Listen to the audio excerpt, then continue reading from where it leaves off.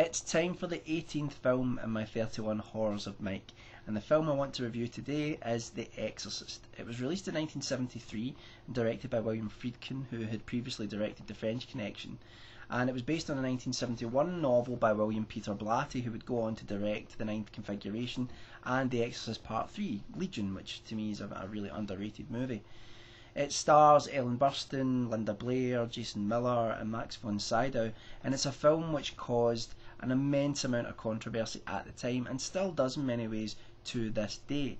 The film follows a young girl called Regan who, as she's getting a little bit older, she's entering puberty. She starts to exhibit strange behaviours, which are her mother, who is a single parent for the most part, is trying to deal with this change in her personality.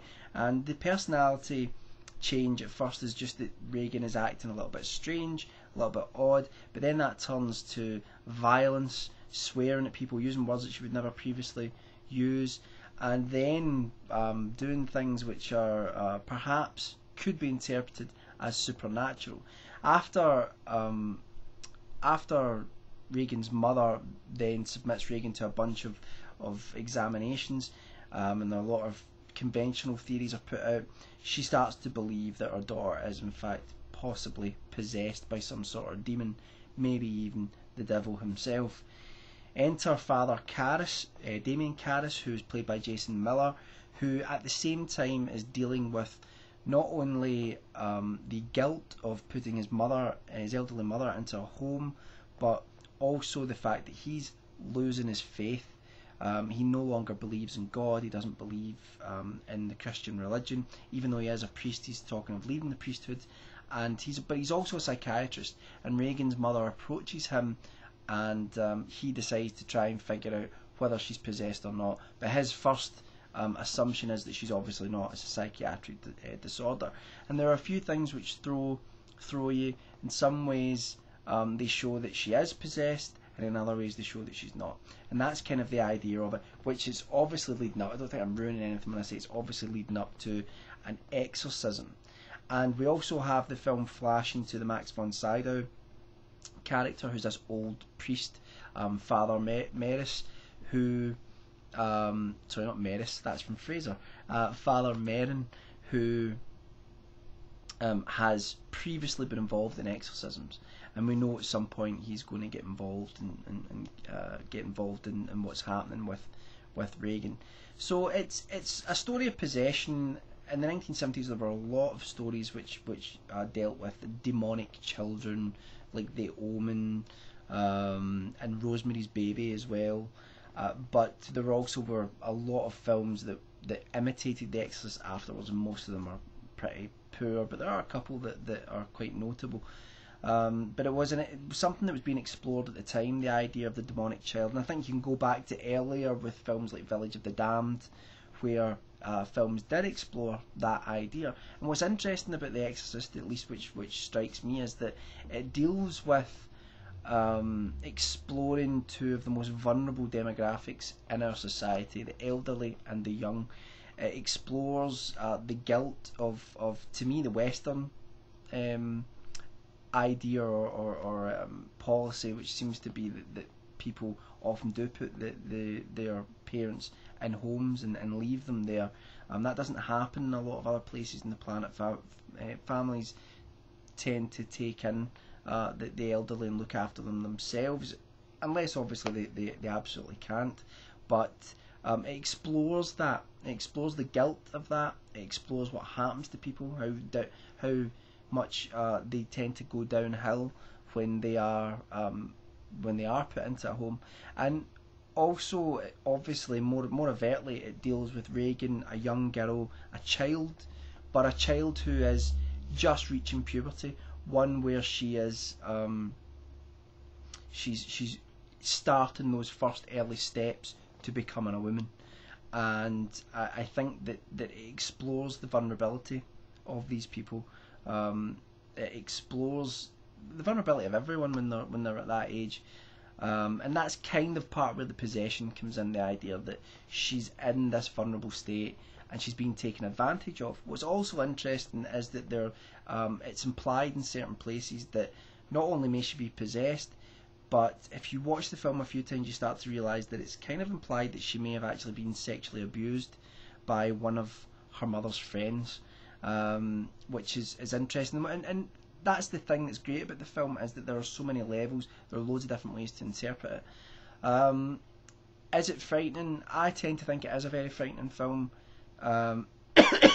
Excuse me. There are like one or two jump out scares, but it's certainly a film which is about a sense of dread.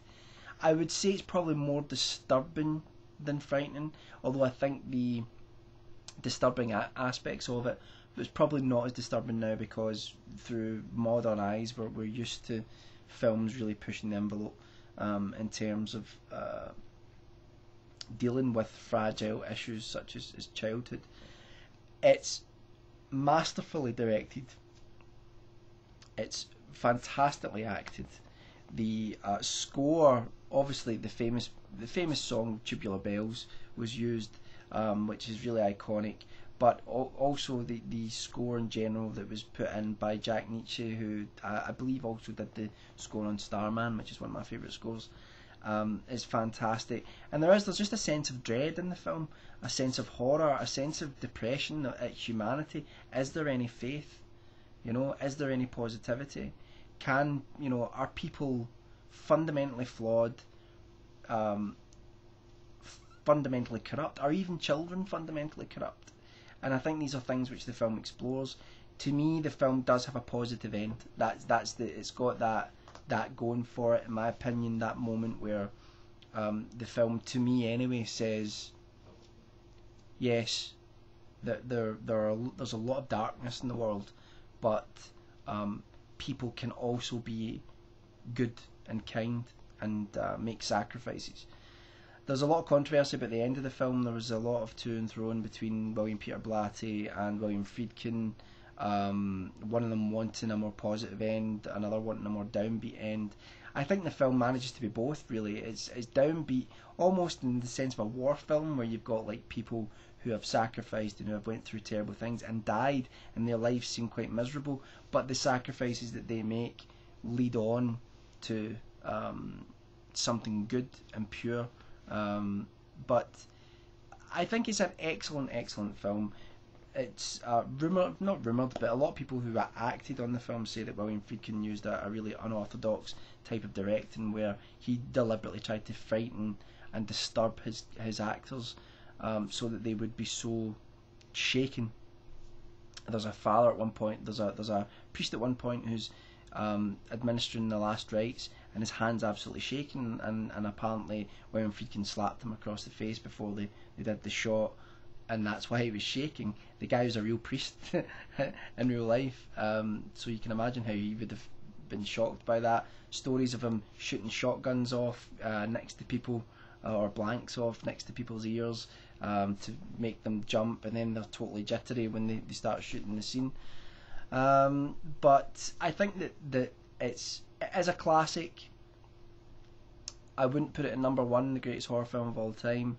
It's certainly one of the best directed horror films of all time, there's no doubt about that. I think for me personally, as a horror fan, I'm not a big fan of possession stories, really. Sometimes in some films they're alluded to slightly. I talk about The Haunting quite a lot. It's one of my favourite horror films of all time. There's a slight implication that there may be possession going on in that film, but I think when it's overt like this, I think I just don't respond as much to that. But nonetheless, The Exorcist is still a really terrifying film.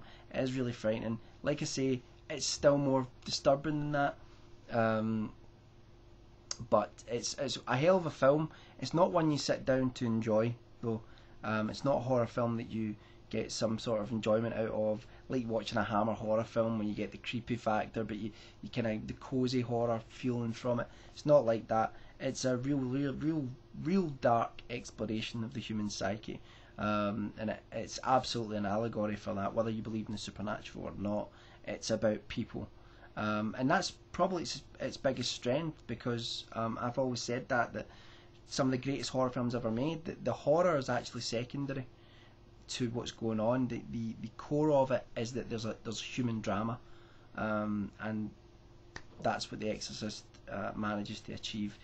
So go check that out if you haven't watched it. I'm sure you have. Let me know what your thoughts are on it, and definitely check out The Exorcist Part 3, not the second one. I like John Boorman, the director who did the second one.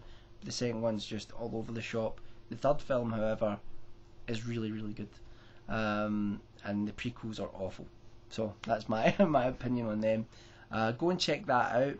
As always, check out my Facebook page below and my Tumblr. I've got all sorts of things on that, other videos from other channels, and also updates on my book that will be released shortly. So go check that out, and let me know what you think of The Exorcist. Bye for now.